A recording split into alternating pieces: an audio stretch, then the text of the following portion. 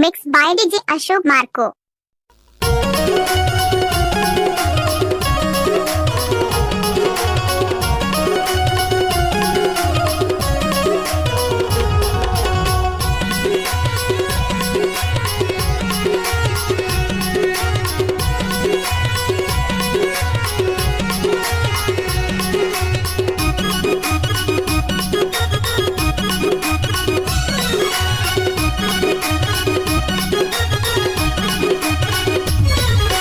चारा नया ठाना पैसा कमाना कैसे बताओ गरीब की जीना हरियद मोर बाई कैसे बताओ गरीब की जीना दूसरे घर जाए जाए बन्नी गाड़िया कैसे बताओ गरीब की जीना हरियद मोर दवा कैसे बताओ गरीब की जीना गरीब की जीना गरीब की जीना गरीब की जीना गरीब की जीना चारा नया ठाना पैसा कमाना कैसे बताओ गरीब की जीना हरियद मोर भैया कैसे बताओ गरीब की जीना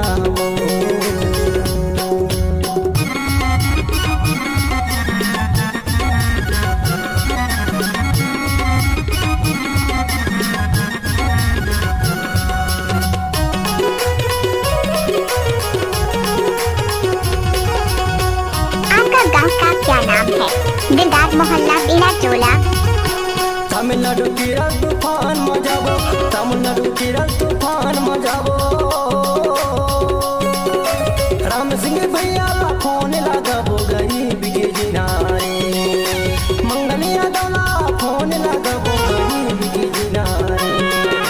चारा नया ठाना पैसा कमाना काला बताओ गरीब के जिनाओ ये दे मोरे भैया आपका क्या नाम है? DJ अशोक।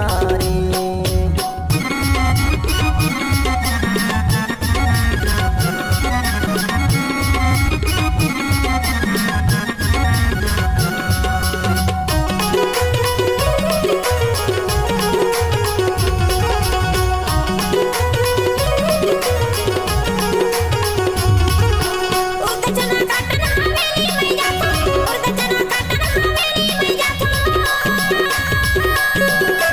हवेली जाके अपनी जिंदगी चलाता गरीब की जीना हवेली जाके अपनी जिंदगी चलाता गरीब की जीना दूसरे घर जाए जाए बन्नी गाड़िया कैसे बताओ गरीब की जीना हरियद मोर दवा कैसे बताओ गरीब की जीना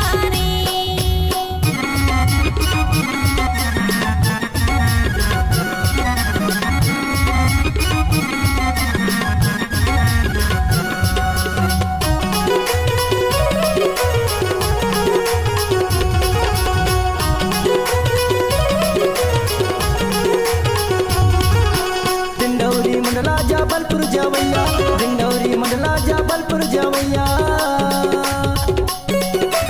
एक रुपया ला मैं बचिया गरीब की जीना एक रुपया ला मैं बचिया गरीब की जीना दूसरे घर जाए जाए बन्नी गाड़िया कैसे बताओ गरीब की जीना हरियद मोर दवा कैसे बताओ गरीब की जीना गरीब की जीना गरीब की जीना गरीब की जीना गरीब की जीना चारा नया ठाना पैसा कमाना कैसे बताओ गरीब की जीना हरियद मोर भैया कैसे बताओ गरीब की जीना हरियद मोर भैया कैसे बताओ गरीब की जीना हरियद मोर भैया कैसे बताओ गरीब की जीना हमारा संपर्क नंबर 934-303-2048।